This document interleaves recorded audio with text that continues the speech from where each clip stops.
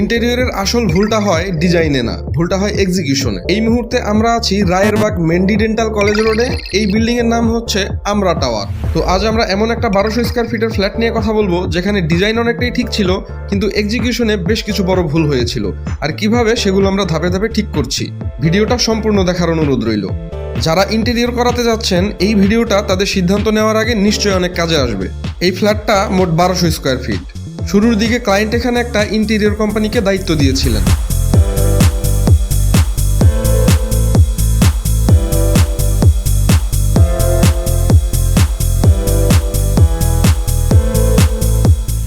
Design final হয়েছিল, কাজও শুরু হয়েছিল, কিন্তু কিছুদিন পরেই একটা বিষয় পরিষ্কার হয়ে যায়।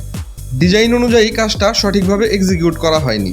ইন্টেরিয়র ডিজাইনে শুধু ম্যাটেরিয়াল আর ডিজাইন যথেষ্ট না, প্রতিটা কাজের পেছনে space calculation, movement flow, lighting logic আর রিয়েল লাইফ ইউজ, এই সব কিছুর ব্যালেন্স দরকার।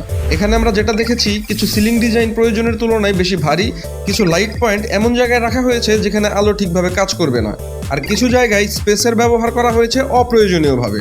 এই ভুলগুলো ছোট মনে হলেও শেষে গিয়ে পুরো ঘরের কমফোর্ট আর লুক দুটোকেই প্রভাবিত করে, এবং ডিজাইনের বাইরে গিয়ে সিলিংয়ের অযথা ভারী এক্সিকিউশন তাদের লিভিং এবং ডাইনিং রুমটাকে খুব কনজাস্টেড করে ফেলেছিল।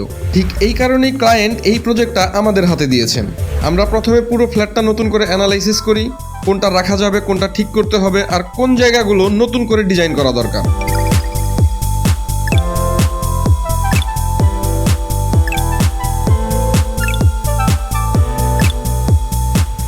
আমরা এখানে শুধু ভাঙা গড়া করছি না, আমরা ক্লায়েন্টের লাইফস্টাইল, প্রয়োজন আর ভবিষ্যৎ ব্যবহার মাথায় রেখে পুরো স্পেসটা আবার প্ল্যান করছি। এই ভিডিও সিরিজে আমি আপনাদের দেখাবো কিভাবে একটা ভুল পথে যাওয়া ইন্টেরিয়র প্রজেক্টকেও ধাপে ধাপে ঠিক করা যায়, আর কিভাবে একটা 1200 স্কয়ার ফিটের ফ্ল্যাটকে আসল অর্থে একটা ব্যালেন্স, প্র্যাকটিক্যাল আর এলিগেন্ট হোমে রূপ দেওয়া যায়। শেষ পর্যন্ত আমাদের সাথেই থাকুন।